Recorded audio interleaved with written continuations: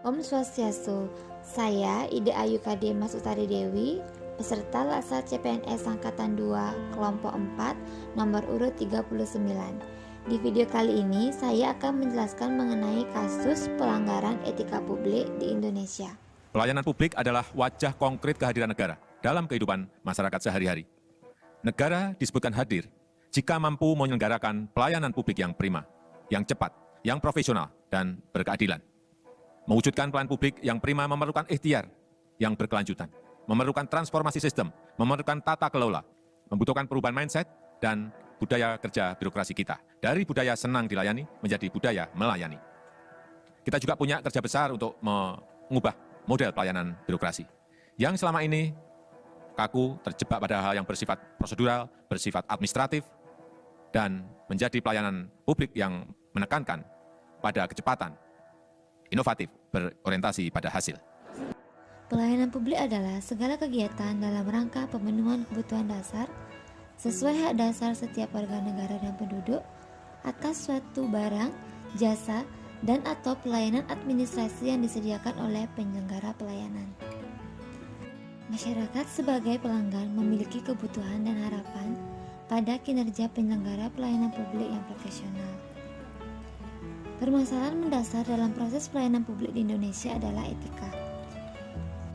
Etika publik merupakan refleksi tentang standar atau norma yang menentukan baik atau buruk, benar atau salah, perilaku, tindakan, dan keputusan untuk mengarahkan kebijakan publik dalam rangka menjalankan tanggung jawab pelayanan publik.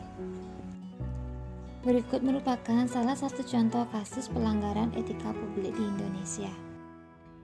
Polda Sumatera Utara mengungkap kasus penjualan vaksin COVID-19 secara ilegal yang dilakukan 3 aparatur sipil negara ASN. Total sudah ada lebih dari 1.000 orang yang menerima vaksin ini. Polisi menyebut 3 ASN yang menjual vaksin secara ilegal adalah 1 dokter yang bekerja di Rutan Tanjung Kusta di Medan dan 2 ASN dari Dinas Kesehatan Provinsi Sumatera Utara. Dari contoh kasus yang saya ambil, itu menunjukkan bahwa ada beberapa kode etik yang dilanggar oleh oknum ASN tersebut. Yang pertama, kode etik melaksanakan tugasnya dengan jujur, bertanggung jawab, dan berintegritas tinggi. Yang kedua, kode etik menjaga agar tidak terjadi konflik kepentingan dalam melaksanakan tugasnya. Yang ketiga, tidak menyalahgunakan informasi intern negara, tugas, status, kekuasaan, dan jabatannya untuk mendapatkan atau mencari keuntungan.